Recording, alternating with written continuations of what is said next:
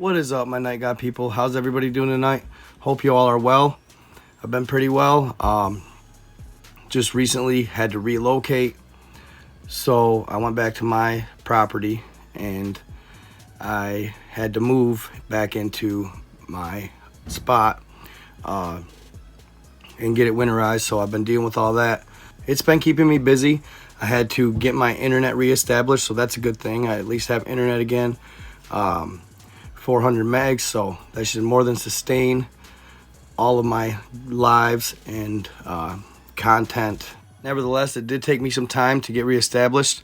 I had to move my studio and pretty much everything I own, so that's why I haven't been going live lately. I'm gonna pick it back up, just so you know. Sometimes just things take priority, so that's that. I did try to collab some old content together, and it seems to be kind of a hit. I had the Book of Enoch, the Giants of 3,000 Elves, and the Giants that have inhabited Earth. So if you haven't watched that, go check it out. I am sure you will enjoy it. But tonight, we're going to go back to Russia's Alien Book of Secrets. So that'll close this series out. Tonight's episode is going to be interesting.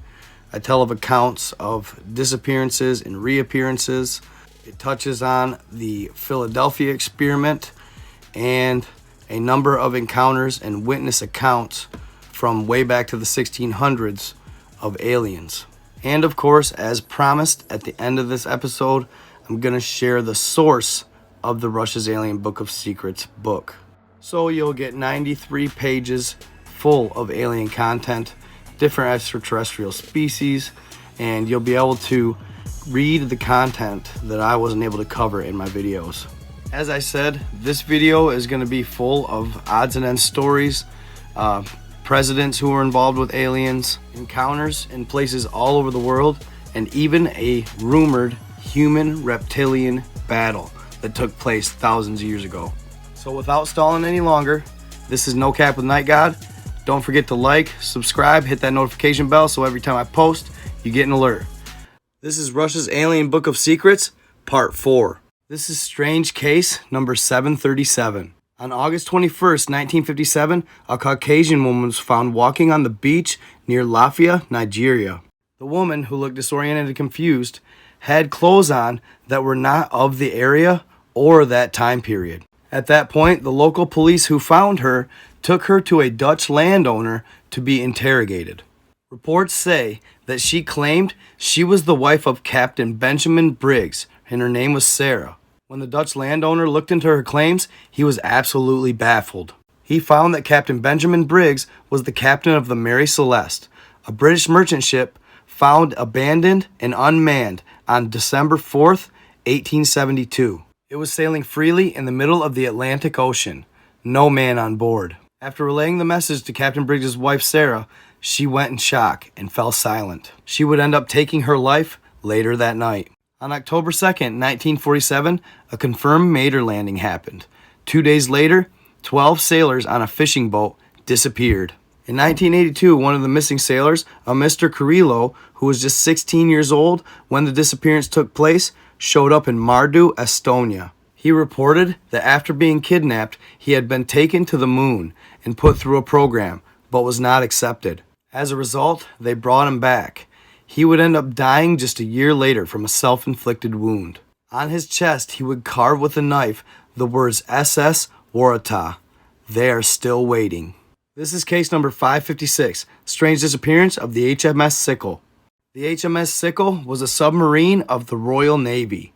On June 12, 1944, the HMS Sickle and her crew were on patrol in the northern Aegean Sea when they would disappear without a trace. Years later, one of the crew members in 1971 would be located in Bend, Oregon. Now this gentleman would go on to lead a normal life. He would become an advisor for President Ronald Reagan. He was often seen in the company of Minnesota Governor Harold Stassen.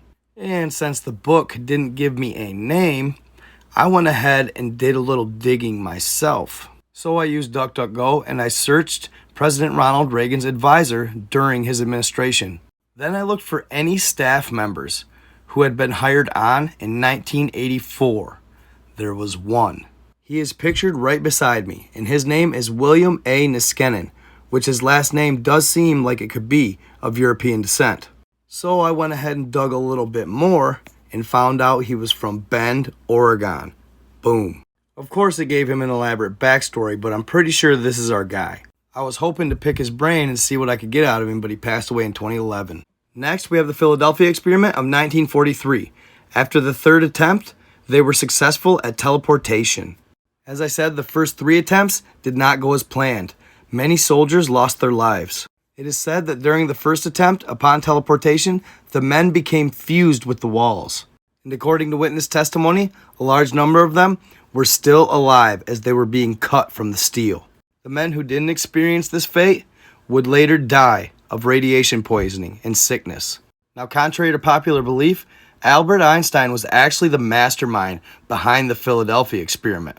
After his discovery of a manuscript and a metallic object that was found in a cave system in the Americas and brought back to Spain by Christopher Columbus on his last voyage. The manuscript found by Columbus was very technologically advanced and had a schematic with drawings explaining how the metal apparatus worked. This information was used by Einstein to develop the unified field theory, where he would explain that mathematically and physically interrelated forces that comprise electromagnetic radiation and gravity. Throughout history, it was rumored that Einstein did actually have Illuminati connections. In August 1608, a strange occurrence happened from Marseille, France, all the way to Geneva, Italy. It is reported that alien ships stopped over the water near the coastline and began working on their craft. Above me is an original painting of the period that depicted this event. Unfortunately, in the 1970s, a magazine got access to this painting and improved its quality. So this made it so people began debunking it. The following is a statement from a witness at the actual event. But behind me, you will see an actual article from the period explaining these events. The following is a real witness testimony of the event written the next day. The inhabitants saw 3 strange luminous vessels which evolved at high speed above the city. The 3 machines stopped near the fortress and went down above the waters, where they caused the water to boil and emit a red-orange vapor. To the great stupor of the numerous witnesses, 2 humanoid beings with large heads and large luminous eyes, dressed in a red suit with silver scales, connected to the flying machine by tubes, engaged themselves in several hours of work. In 1933, near Vergate, Italy, a UFO from the Caligna race crashed, killing all of its occupants. Inside, many ancient Italian and alien artifacts were discovered. As a result, Benito Mussolini created an elite group to investigate these happenings. They still exist today, and they called themselves the GIO. All the artifacts they found on the ship were later put in museums and claimed to be archaeological finds. This is the story of how an ancient civilization once defeated the reptilians in battle. In the 20th century, a member of the Tangri race of aliens was asked by a human leader if humans ever stood a fighting chance at defeating the reptilians. To which he replied, "Your ancestors from ancient Slavia once defeated them with nothing but stones and sticks. Since then you have advanced and learned much, but you have lost your courage." In 856 BC, what is near now Admurtia, Russia, there was a confrontation between humans and reptoids. The account states that the reptilians were building an underground base. A witness of the event at the time wrote, "Thunder by day, lightning by night. The earth shakes like the days of old again. The snakes are everywhere, flying low and causing all to die. The rivers and lakes are dry. We must fight or we will die." The humans would end up winning this battle against the reptilians, but it is said they did not act alone.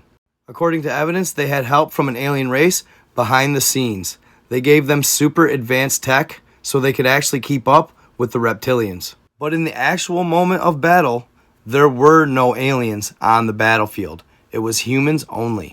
This showed that we are actually capable of defeating them, and nothing is lost yet. These ancient humans would make the works of art you've seen behind me throughout this entire segment. They did this as a reminder of the day they defeated the lizard men. But there is one little X factor. This culture would end up disappearing off the face of the earth almost 200 years later.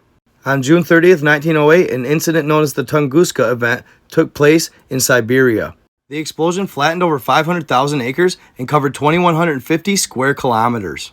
At the time, scientists concluded that an asteroid exploded 3 to 6 miles above the Earth. This Tangri member said different. It was actually an alien battle. For 5 days and 4 nights, the Mater had been fighting the Dorsey. The bout was getting serious. The Council of Five even became concerned. On the day of the explosion, an Almanac ship came into the atmosphere. They had heard about the battle impending. They are wise and respected wherever they go, so they thought they could de-escalate the fighting. They arrived with their largest Pleiadian ship, but unfortunately the reptilians had warned the Mater they were coming. The Mater had just shot down the last Dorsey ship, so they made their way through the atmosphere and waited. As soon as the Almanac entered the atmosphere that day, they were attacked by 3 Mater ships. Having the upper hand, they defeated the Almanac, causing the ship to explode. This was the actual cause of the Tunguska event. Now this is the second theory I've heard explaining what took place in Siberia on that day. The other was that Nikola Tesla was testing a direct energy weapon. In this last section, I'm going to read a warning from the Mater race of aliens. This is a warning to humans. 5 universes, 2,500 species, 1 race. The violence and hatred that humans have inside themselves, when compared to the violence and hatred that the race Mater has inside themselves, is like comparing a flower to a volcano. In 2017, you will see the beginning. In 2022, you will see the beginning of the end, unless you all change. We have given you so much, and you have given yourselves so little. Space and time are nothing. We are nothing. She is everything. There are 834 known species at the same level that you humans were 3,000 years ago, and they are not very far away from you. We have shown you to some of them, like we have shown some of the others to you, now and again, and they are afraid of you, of what you may become. The signs are all around you and above you and inside of you, in the fields, the sky, and the stars, in the eyes of your children and your old ones. Of all species we have found in 3 universes, you are the ones with the most suicidal thoughts.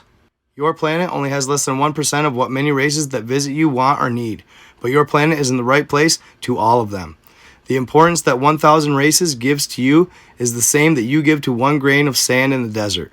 Your planet just happens to be in the right place, sometimes the wrong place.